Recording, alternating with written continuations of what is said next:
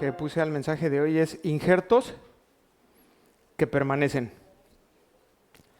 Estamos en Romanos 11. ¿Qué versículo sigue? 11:11. 11:11. El día de hoy yo quiero iniciar con una pregunta. Quisiera yo preguntar si hay alguien aquí que quizás haya sido adoptado. No levantes tu mano, no es necesario. Si aún este es tu caso, y también quiero dirigirme a las personas que nos acompañan por los medios electrónicos, deseo aclarar que lo que voy a decir hoy es con completo respeto. ¿Sí? Muy bien. Una vez establecido este principio de respeto, quiero dar inicio al sermón de este domingo con una ilustración que espero que nos dé un poco de luz para entender muy bien el mensaje. Quiero que pensemos esta mañana en una familia. Ahí está la familia. Compuesta por un padre, por una madre, y podemos pensar en 2 hijos o 3. Con 2, dice. Pero un día, Dios mueve el corazón del padre para adoptar a una personita más a su familia. Y resulta que este nuevo integrante o integranta resulta ser más obediente que los propios hijos. Entonces este padre de familia, en esta sabiduría y sagacidad que Dios le ha dado, echa mano de esa obediencia de la persona que adoptó en su familia para provocar a sus hijos de sangre a celos. Y lo logra. Uno por lo menos de esos 2 quedamos, 3 no. Es una familia moderna, solo 2 y 2 perritos. Bueno, uno de estos hijos sí es movido a celos y entonces comienza a echarle ganas, comienza a ser bien obediente al padre porque, ¿cómo este que ni es de la familia, no? Y se pone y se echa adelante y se pone las pilas. Bueno, ahora este padre de familia tiene un nuevo desafío. Y es que este hijo o hija adoptado no se llene de orgullo y que se quiera poner por encima de sus hijos. Bueno, esto es un poco lo que el apóstol Pablo va a tratar en esta porción que vamos a estudiar hoy. Usted es ese hijo o hija adoptado. Yo soy ese hijo adoptado. Y Dios, el Padre, quiere hablarnos esta mañana. ¿Está bien? Con esto en mente, vámonos a Romanos 11:11. Digo pues, ¿están conmigo? Digo pues, ahora pregunto, es lo mismo que leímos la semana pasada, ¿se acuerdan? En Romanos 11:1, tal cual lo planteó en Romanos 11:1. Pero ahora hace otra pregunta y dice, ¿han tropezado los de Israel para que cayesen? Lo primero que tenemos que tener en cuenta es que no es lo mismo un tropiezo que una caída. ¿Están de acuerdo conmigo? ¿Cuántos se han tropezado? Entonces, el tropiezo es como, y trastabillas, pero no te caes. Solo fue un tropiezo, un desliz, un resbalón. La caída no. La caída sí es un porrazo. O sea, sí es una caída así estrepitosa. Y esto es un poco lo que tiene el apóstol Pablo en mente. Miren, otra versión, la Nueva Traducción Viviente, dice, ¿acaso el pueblo de Dios tropezó y cayó sin posibilidad de recuperarse? ¿Cuál es la respuesta? En ninguna manera, dice el apóstol Pablo. Lo mismo que la semana pasada en 11:1. Imposible. La idea que encierra en esencia es exactamente lo mismo que estudiamos la semana pasada, una imposibilidad. ¿Se acuerdan? ¿Ha desechado Dios a su pueblo? De ninguna manera, no. Solo lo hizo a un lado. Este tropiezo habla de algo que no es permanente. Y entonces entendemos que cada caída tiene un propósito de parte de Dios. ¿En serio? ¿Sí?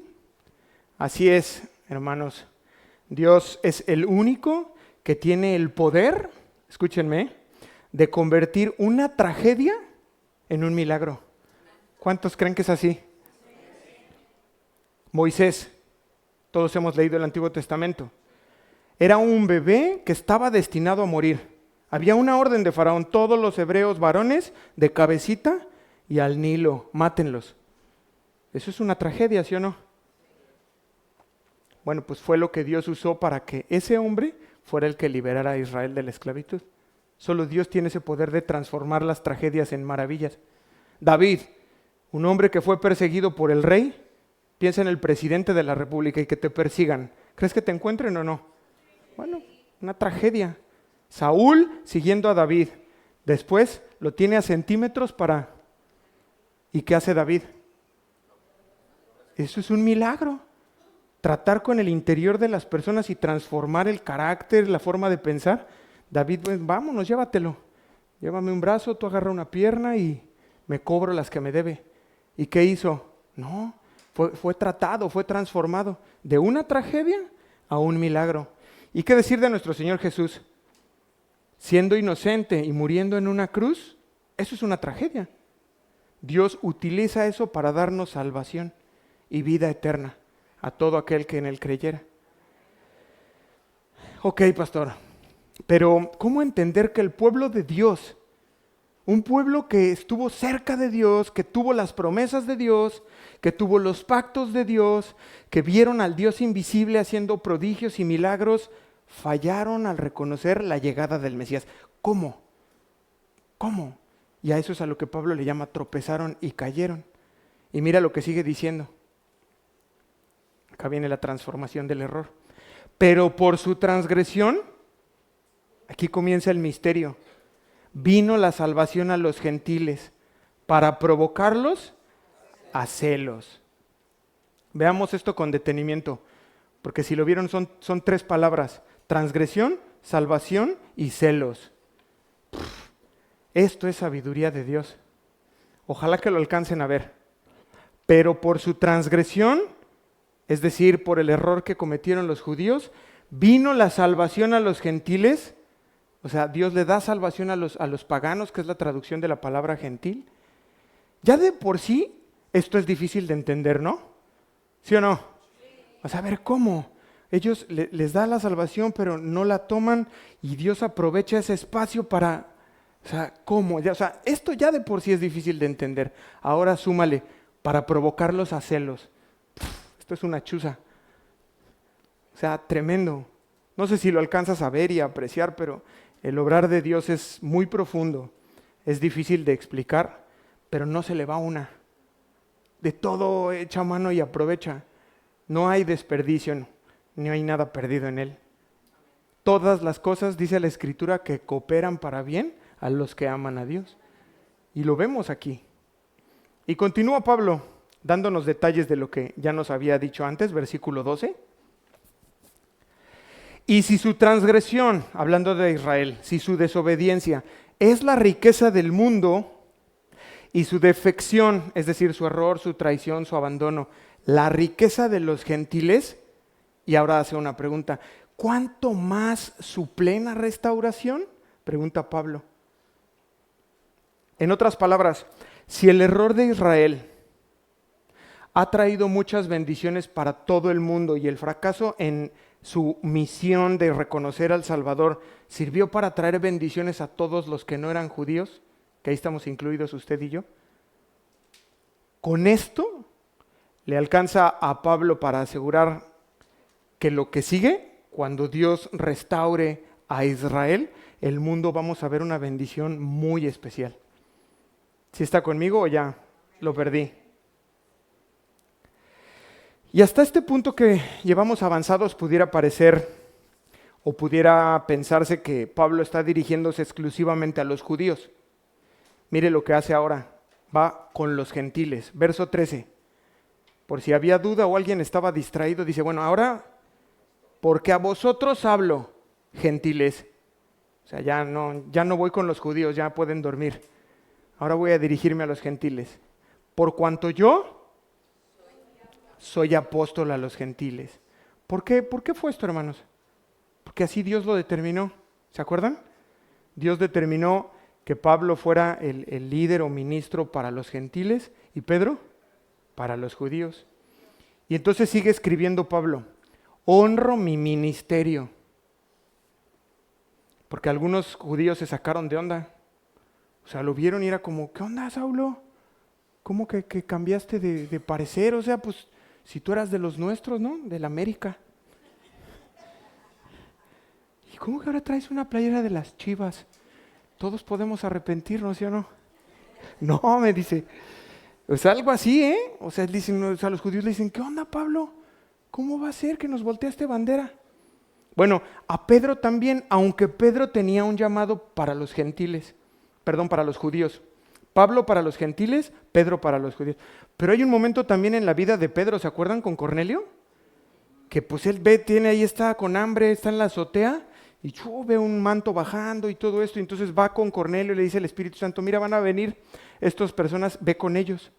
Y va a casa de Cornelio y le dicen, ¿qué onda, Pedro? ¿A poco sí, hasta puerco comiste? No, sí era pastor, taquitos así tenían el trompo. O sea, inmundo Pedro, ¿cómo crees, Pedro? Y se sacan de onda. Pues imagínense, eran los meros. Y como que rodeándose o andando con gentiles y era así como, ¿qué está pasando?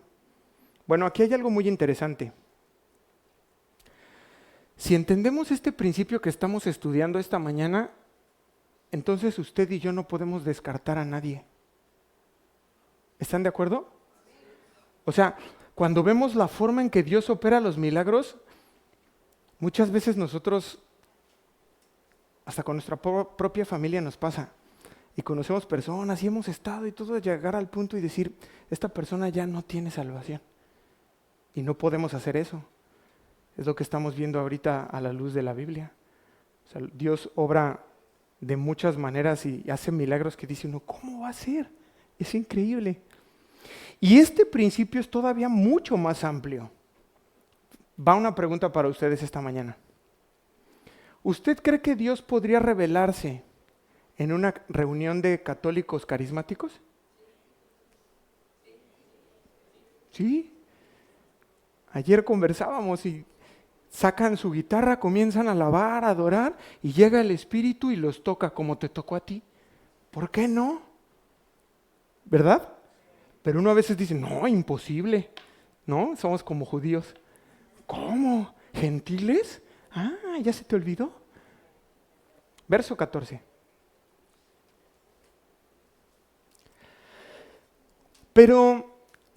Por si en alguna manera puedo provocar a celos a los de mi sangre y hacer salvos a algunos de ellos.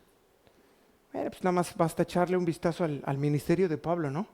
Es lo que nosotros conocemos hoy como Turquía, iglesia tras iglesia tras iglesia.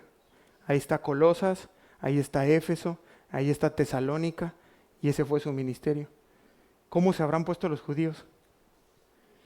Y eso era para provocarlos a celos, como miren, ustedes no quieren agarrar la onda, miren lo que está pasando acá.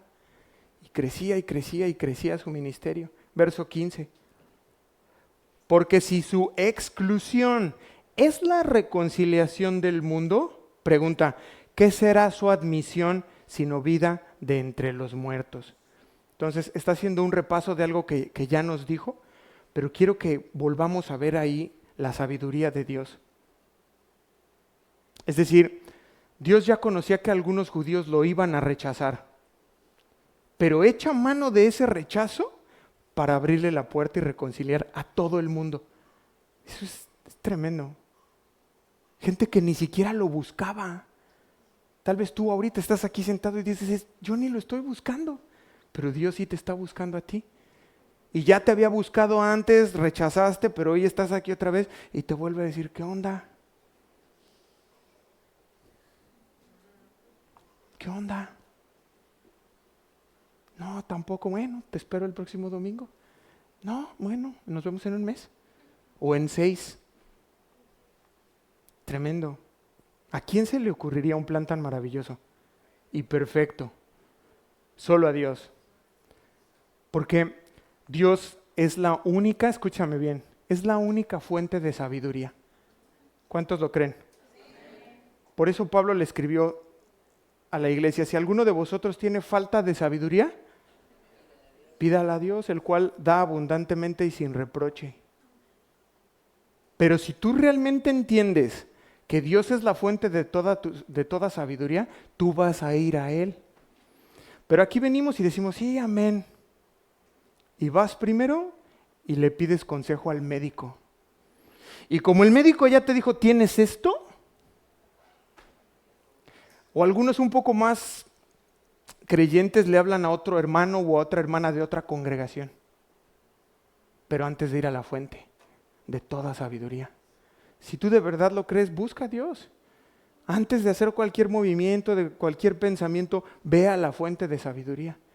Y ya cuando salgas de ahí, a lo mejor ya ni le hablas a la comadre o al compadre, ¿sí o no? ¿Sí les ha pasado? A veces me dicen, pastor, ¿podemos tener una consejería? Y les digo, ¿ya oraste? No. Bueno, ora y me avisas. Y a la siguiente semana, ¿qué onda? No, ya no. Ah, ¿ya oraste? Sí, ya. Bueno, pero nos hace mucho falta ir ahí. Versículo 15, porque si su exclusión es la reconciliación del mundo, ¿qué será su admisión sino vida entre los muertos? Miren, yo pensaba en un ejemplo. Es como si quisieras ganar a un familiar. ¿Estás conmigo? Entonces tú quieres ganar a un familiar para Cristo. Y entonces le dices a un primo, primo, váyase a ver a los tíos y lléveles este regalo. Y entonces te marca el primo y te dice, primo, les toqué, se asomaron desde la ventana, me vieron y ni siquiera me quieren abrir. Y entonces tú le dices, mira, tócales a los de enfrente y dales el regalo a ellos. Y cuelgas. Y en eso te marca, primo, ¿qué cree? Le toqué a los vecinos, salieron y como usted me dijo, se les di el regalo, lo estaban abriendo y que los veo en la ventana así observando. Y cuando vieron lo que era el regalo, que bajan corriendo. Y que dicen, dile al primo que queremos hablar con él. Algo así era lo que estaba ocurriendo. Dios quería salvar a su pueblo, el pueblo de Dios, los judíos, los israelitas, rechazan. Dios abre la puerta para los gentiles y haz de cuenta que están viendo, dicen, no puede ser, no lo puedo creer. Traducción al lenguaje actual, se lee este versículo 15. Pues si Dios, al rechazar a los judíos, aceptó el resto de la humanidad, imagínense cómo será cuando los judíos sean aceptados. Los que ahora viven como muertos tendrán vida eterna. Y hasta este punto Pablo venía hablando como en futuro, como de algo que va a pasar, pero a partir de aquí echa un vistazo al pasado y quiere hacerles ver esa herencia espiritual que tenía Israel, y lo hace con dos ilustraciones. Verso 16. Si las primicias son santas, también lo es la masa restante. Y si la raíz es santa, también lo son las ramas. Bueno, para entender este versículo tenemos que ir al Antiguo Testamento. Vamos por favor a Números capítulo 15, verso 17.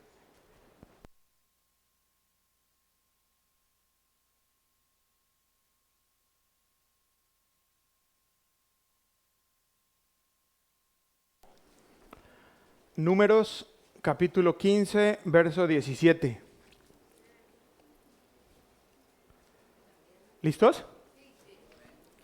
Porque sí es un poco así, como que hace un giro del tema y de pronto si las primicias son santas, también lo es toda la masa. Vamos a entenderlo.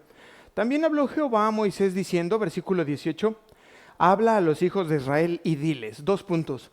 Cuando hayas entrado en la tierra a la cual yo os llevo, cuando comencéis a comer del pan de la tierra, ofreceréis ofrenda a Jehová.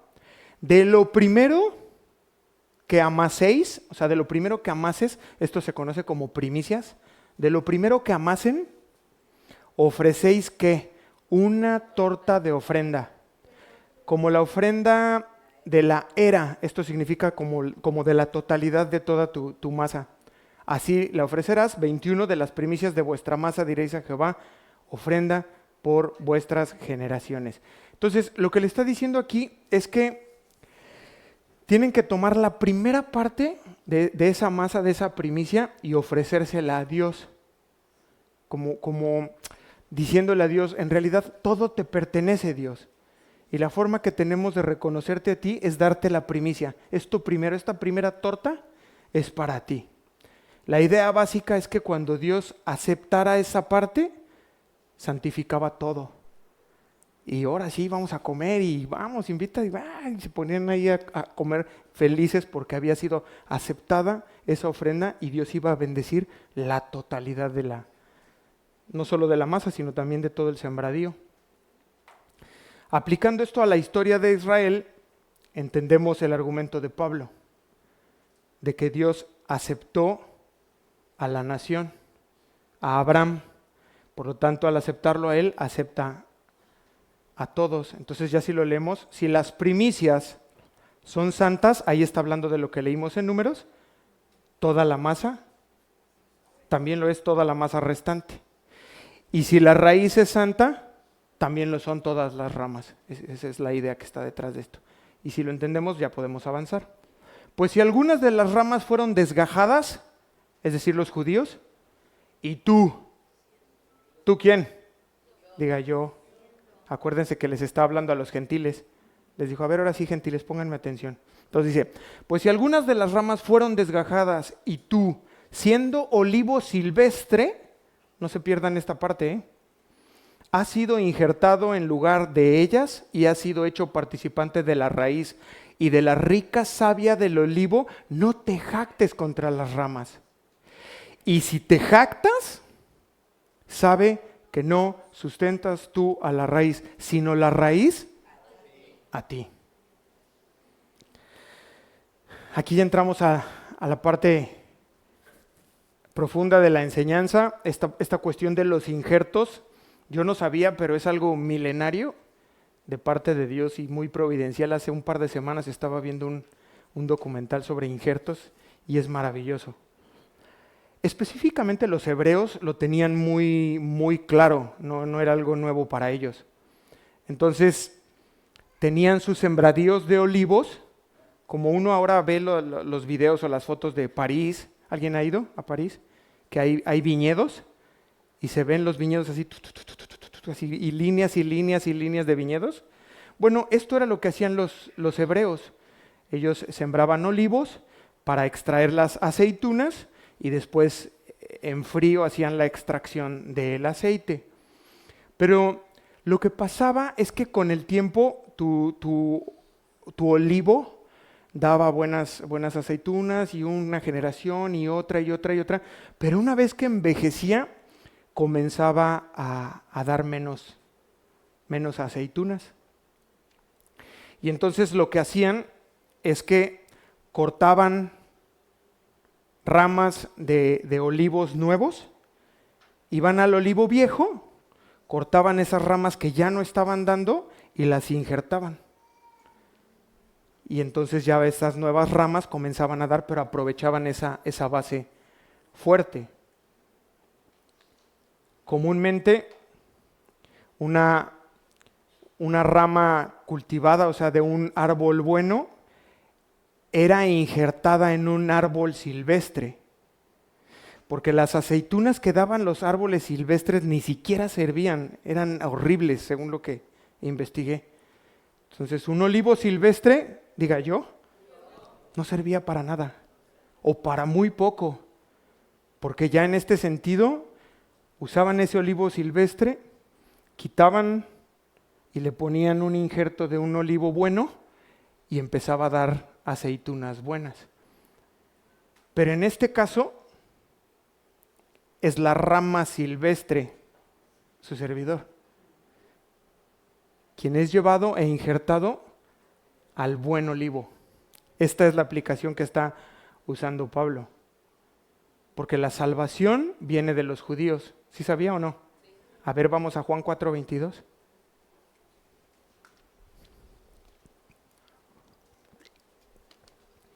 Está el Señor Jesús conversando con la samaritana. Y le dice, vosotros adoráis lo que no sabéis. Juan 4:22.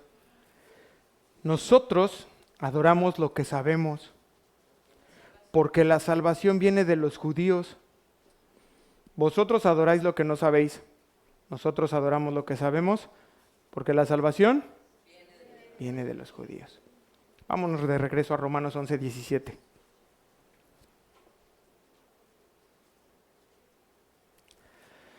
Pues si alguna de las ramas fue desgajada, ¿ya están conmigo? En Romanos 11:17. Pues si algunas de las ramas fueron desgajadas y tú, siendo olivo silvestre, has sido injertado en lugar de ellas y has sido hecho partícipe de la raíz y de la rica savia del olivo. Fíjate, eso es algo bien hermoso y profundo, porque lo que está diciéndoles, hoy por hoy estás compartiendo las bendiciones que originalmente eran de Israel. Eran exclusivos de ellos. Y hoy disfrutas tú de eso. Entonces mira 18, no te jactes. No te jactes contra las ramas. O sea, no te sientas importante. No presumas. Porque yo he escuchado a algunos cristianos y dicen cosas como, ¿cómo es posible que no reconocieron al Mesías, no? Ellos siendo judíos, tenían a los profetas, tenían todas las escrituras, ¿y cómo es que llegó y no lo pudieron reconocer? Bueno, eso es jactancia. Algunos otros, ahora que hay ataques en Israel y todo, eso les pasa. ¿Qué es eso? Eso es jactancioso. Y mira, dice, y si te jactas, o sea, Pablo diciendo como, mira, si eso te llega a pasar alguna vez, sabe que no sustentas tú a la raíz, sino la raíz a ti.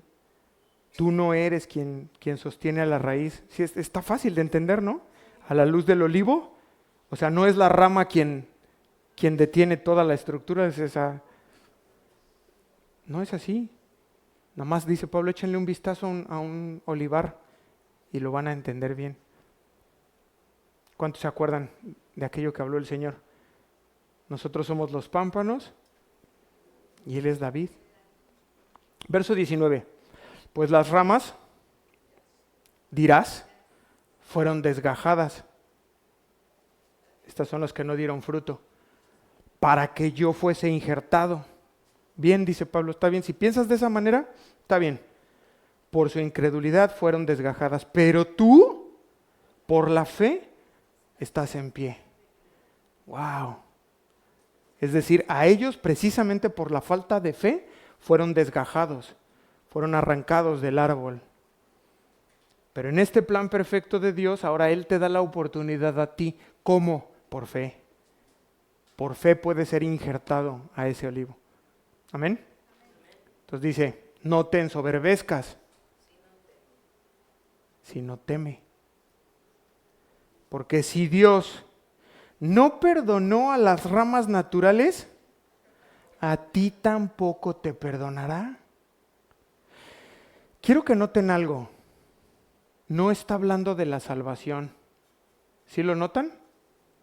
Porque algunos se han confundido e interpretan estos versículos como si fueran la salvación y no, y la pierdes y desgajado y te quita y te pone. No está hablando de eso. Estamos hablando desde la semana pasada en que te hace a un lado. No te desecha definitivamente, sino te deja en espera a que agarres la onda, a que agarre la onda. ¿Sí? 22. Mira pues la bondad y la severidad de Dios. La severidad ciertamente para con los que cayeron, pero la bondad para contigo. Diga conmigo. Si permaneces en esa bondad, pues de otra manera tú también serás cortado. Da miedo, ¿no? Solo leerlo. Bueno, a mí sí. Así como le pasó a Israel, por su desobediencia, fue echado a un lado. Y eso también nos está diciendo, te puede pasar a ti o me puede pasar a mí. Es una clara advertencia. Que Dios nos ayude, ¿no? Pero bueno, vamos a poner atención en algo de este versículo 22, es muy importante. Mira pues la bondad y la severidad de Dios. Escúcheme, Dios es un Dios de equilibrio. ¿Sí sabía? Porque aquí es donde muchas personas se equivocan y a lo mejor te han compartido el evangelio así y te dicen, no, pues Dios es amor. Sí, pero también es justo. No, pero Dios es amor, sí, pero también es Dios de orden. No, bueno, pero Dios es amor, sí, pero también es Dios de disciplina. Porque lo más común es que nos comparten solamente un lado del carácter de Dios. Y muchos se extravían en este desequilibrio. Te voy a dar 2 ejemplos. Personas que abrazan esta parte y dicen, bueno, si Dios es amor, es imposible que mande a sus criaturas al infierno. Eso es equivocado. Solamente están conociendo un lado del carácter de Dios. ¿O qué decir de las personas que son homosexuales? Dios me hizo así, dicen. Entonces, Dios me hizo así, es imposible que Él mismo me condene y me mande al infierno. Eso está equivocado. No es la verdad. Y sacan conclusiones erróneas. Pero yo quiero que usted a partir de hoy tenga presente esto. Si algo se lleva hoy, llévese esto. Toda verdad en la Biblia tiene su lado A y su lado B. ¿Estamos? La Biblia habla de que Cristo presenta a Cristo como un humano, ¿sí? Pero también lo presenta como el Hijo de Dios y presenta su divinidad. Esa es la parte A y la parte B.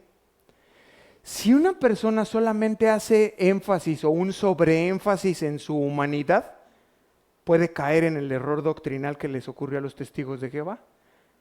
Y entonces lo hacen tan humano que lo despojan de su divinidad. ¿Ya vio qué delicado es? Y por eso es importante tenerlo. Entonces, ciertamente es humano, pero en el equilibrio perfecto de Dios también es divino. Y corremos el peligro de caer en el otro extremo. No, de Jesús y la divinidad. No, pero humano, no, deja tú lo humano, hijo de Dios. Y le das un sobreénfasis a la divinidad de Dios, haciéndolo un Dios sublime y lejano, que no se identificó con las personas. Ay, lejano, así, no, Jesús. Y no, por eso es importante.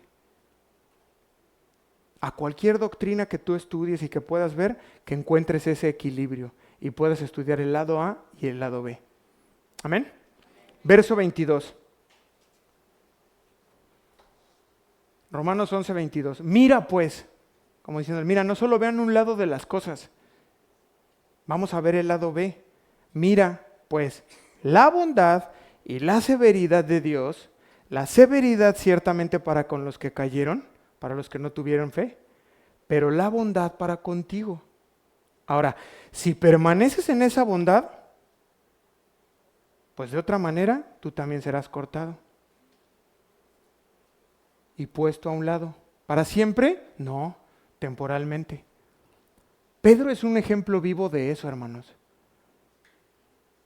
Está con Jesús, lo niega y es apartado. Fue poco tiempo, fueron cuestión de horas, pero fue tratado. Y después se arrepiente y vuelve a esa comunión con el Padre y con Jesús y es restaurado. Pero hay una palabra clave ahí, no sé si la notó. Si permaneces. Juan 15, por favor.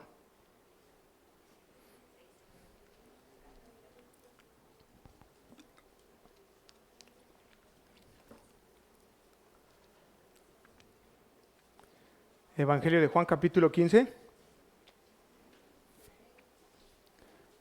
Yo soy la vid y mi padre es el labrador. Ahora que estamos tan con los árboles, ¿no? Olivos, higueras, uvas. Todo pámpano que en mí no lleva fruto lo quitará, y todo aquel que lleva fruto lo limpiará, para que lleve más fruto. Ya vosotros estáis limpios por la palabra que os he hablado. Atención 4. Permaneced en mí y yo en vosotros, como el pámpano no puede llevar fruto por sí mismo, si no permanece en la vid, así tampoco vosotros, si no permanecéis en mí. Yo soy la vid, vosotros los pámpanos, el que permanece en mí y yo en él, este lleva mucho fruto, porque separados de mí nada podéis hacer. El que en mí no, permanece, será echado fuera como pámpano y se secará. Y los recogen y los echan en el fuego y arden. 7. Si permanecéis en mí y mis palabras permanecen en vosotros, pedid todo lo que queréis y os será hecho. En esto es glorificado mi Padre, en que llevéis mucho fruto y seáis así mis discípulos. Como el Padre me ha amado, así también yo os he amado. Permaneced en mi amor. Si guardareis mis mandamientos, permanecéis en amor. Así como yo he guardado los mandamientos de mi Padre y permanezco en su amor. ¿Contó cuántas veces estaba la palabra? ¿Cuántas? 9. 9 veces en 10 versículos. ¿Qué les parece? Injertos que permanecen. Por eso le puse así al mensaje. Él hace la obra y ya te injertó en la vid. Pero depende también de que tú respondas y permanezcas. Ahora, fíjense la pregunta que les voy a hacer. Venimos hablando de la permanencia. Les pregunto, ¿la permanencia siempre es virtuosa? Ese es el lado A. Vamos a ver el lado B. Ya, si quiere, duérmase. Ya algunos ya están, ya no luche. Ya, sí, recárguese. Les doy chance. Hoy sí, ya estoy en el final. ¿Siempre es virtuosa la permanencia? Vamos a ver la parte B, versículo 23. Romanos 11, 23. Y aun ellos, si no permanecieren en incredulidad, serán injertados. Hay cosas que no son buenas que tú permanezcas, como en la incredulidad. Y a lo mejor has estado ahí. No, pero yo no creo. No, yo quiero más pruebas. No, yo hasta que meta su mano en el costado, ¿no? Y ya hasta te salieron raíces. No es bueno que permanezcas en incredulidad. A veces es bueno que te desarraigues de ahí y pases a la creer, a la creencia, a la fe. Porque mira, dice, y aún ellos, hablando de los judíos, si no permanecieren en incredulidad, serán injertados. Pues poderoso es Dios para volverlos a injertar. ¡Wow!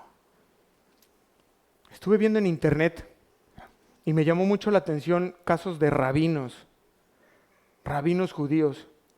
Uno que ni el nombre se puede decir. Pero en este estudio que estaba haciendo de la Torá, va al huerto de Getsemaní. Son personas muy preparadas y muy estudiosos. Y él se va y se documenta y tenía que tener un Nuevo Testamento para poder ubicar cosas ahí en el huerto. Y le dan un Nuevo Testamento y él se va al huerto y estudia. Bueno, dicen las personas que lo conocen que cuando bajó decía, Jesús es el Señor. Por fin lo entendí, Jesús es el Señor. Judíos que se están convirtiendo al Señor, que reconocen, y es lo que está diciendo, bueno, en un momento fueron desarraigados, fueron arrancados del árbol, pero Dios es poderoso. Y si no permanecen en incredulidad, Dios los puede volver a clavar y van a dar fruto. Y van a tener vida en el que da vida. 24, y hasta aquí vamos a llegar hoy. Porque si tú, diga yo, si tú fuiste cortado del que por naturaleza es olivo silvestre y contra naturaleza, es decir, de forma sobrenatural, fuiste injertado en el buen olivo, y ahora pregunta, ¿cuánto más estos, que son las ramas naturales, serán injertadas en su propio olivo? No, pues olvídate. Dios tiene el poder. O sea, lo que está diciendo Pablo es como, a ver, si Dios tiene el poder sobrenatural de haberte traído a ti, gentil, a la fe, ¿cuánto más estos? ¿Cuánto más? ¿Podrá hacerlo Dios? Desde luego que puede. Y con esto, ahora sí ya da paso al misterio, que es lo que vamos a estudiar la siguiente semana, si Dios nos presta vida, y nos estaremos viendo por aquí. Amén. Vamos a ponernos de pie para darle gracias a Dios.